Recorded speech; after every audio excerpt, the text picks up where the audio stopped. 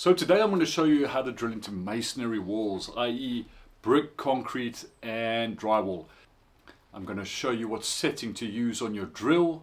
For masonry I'm going to show you what drill bit to use, and I'm going to show you what plugs to use. And if you stick around to the end, I will give you a universal option because not everybody needs all these drills and drill bits and all of these plugs. So this is my arsenal of drills. These two, unlike that one on the end, the blue Makita, these two have an SDS chuck. So most of the time in my job I'm using my cordless Makita. It has a hammer action function and it has a 13mm chuck, which is just generally a straight shank. But when I'm doing things like hanging pictures or TVs or even just drilling into concrete floors for toilets or something like that, there's not many holes I have to drill. My Makita is butch enough to handle those smaller jobs. So the hammer function on the drill is like a knocking action, or like the name suggests, hammer function. So if you are using a drill a lot around the home, like myself, I use mine most of the time, it's my most used tool, I would get something with a good name. And even some of the cheaper options like the Titan brand from Screwfix, they're not bad. So for drilling masonry, you're going to need a specialized drill bit. It's going to be a masonry drill bit, and it's going to have these, you'll see the head of the drill bit will have these two bits on the end. Almost reminds me of a hammerhead shark. It's got these two bits sticking out here, and you will use that for everything to do with masonry. Right, so this is my go-to set. I carry this in my drill box, and the sizes on this are anything from 4mm to 8mm, and these are lasting surprisingly long, to be fair, because I do, well, hang on, that one's missing a little. That one's missing a little bit on the side. And you're probably thinking, why wouldn't I just buy one or two drill bits from a hardware store? And yes, you can buy these drill bits individually from places like Screwfix or Toolstation for about £1, I think. I think I bought some for 99p. And yes, they work. But the thing about drilling masonry is, in my experience, if you need your holes to be in the exact place with very little deviation, if you had to try and drill it with the exact size, maybe an 8 or 10, let's say, that drill bit tends to drift. So what I would always do if I was drilling a big hole, I would start off with a pilot hole. I'll probably even go smaller than this. This is what, a 4mm. I would probably go maybe even 2 or 3mm. I'd get my center hole done first. If I didn't want to mess it up, I might even go up to like a 6 or a 7mm before I ended up on my bigger hole. Okay, so once you've drilled your holes, you now need some sort of fixing, and it'll either be a solid wall fixing or a drywall fixing or a hollow wall fixing. And in most cases the drywall fixing will, because there's a cavity, it'll need some sort of hook or anchor at the back. Whereas the brick will obviously need some sort of expansion to push against the sides of the solid material. The drywall will pop through into the open area and it'll have some kind of hook at the back. So these are the ones which I've probably used the most of, or the ones that I've collected. Starting with solid brick or solid walls.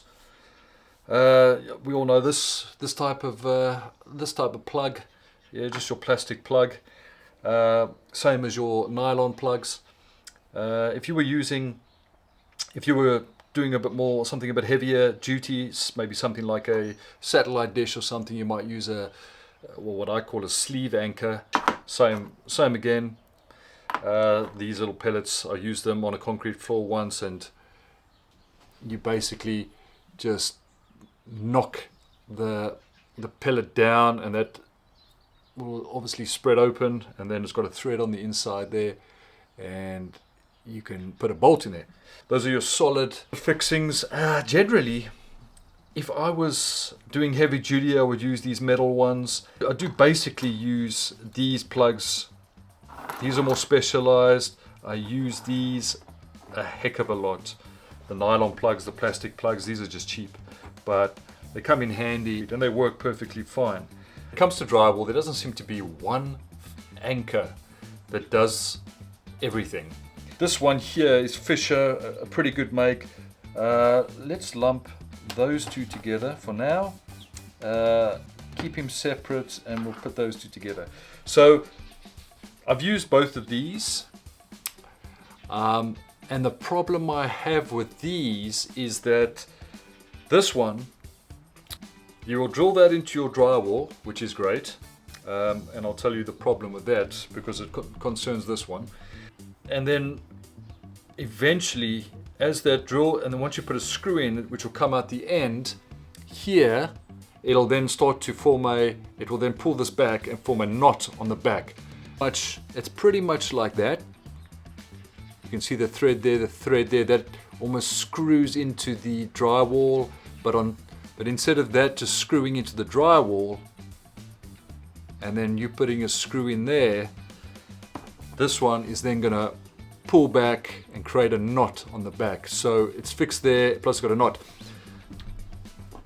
So getting back to this one, what I find with these ones is, once you screw them into the wall, if you overdo them, they start to spin inside the drywall and then become useless. This one could possibly do the same. Once that screw goes in there and jams in there, it could stick and then start spinning. I have had not much luck with these.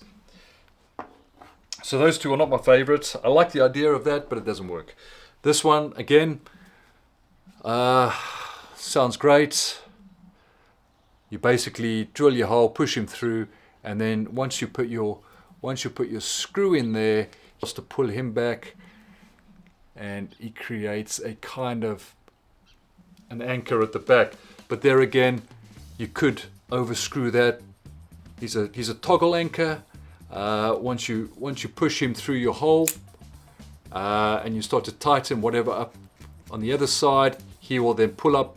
He will then start to pull up into that drywall, creating a nice strong fixing. You do need to create sort of a biggish hole for that to fit through, which I'm never a fan of. This year is probably my favorite. And what you do with this one is you basically put him in the gun like so, and then once you start to squeeze that, he creates that anchor effect. So your drywall is over here, he's behind the drywall, creating a nice anchor. It's a real tight fit and just works really well. You then remove your screw. He's on the front of your wall. Attach what you need to and tighten him up. Works a treat. Only disadvantage is you got to buy the gun. Hang on. I did say that I would give you a universal option because you don't want to be buying endless amounts of drywall fixings. If you wanted just one plug for drywall and solid brick, I would go for the universal plug. I have used them in both and they both work. Maybe it's not great for heavy duty, but it does create, as you screw it up, it will create like a ball as a solid wall fixing. Works a treat. So that is those Fisher Duo Power plugs. Let me just see if you can see that. Can you see that? I think it might. There you go. Yeah. So have a look at that. So it shows you the solid and the drywall. And I did say that I would tell you about a drill bit. I don't have one. I've used them before and they've worked well. And the drill bit does steel, wood and concrete. I'd buy a set of those. They are a good option if you just need one set of drill bits.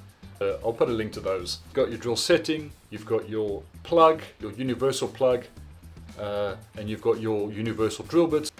So now you've got a nice minimal setup that can pretty much cover most things. So if you've liked this video, please like and subscribe, and I'll see you in the next one. Thanks for watching.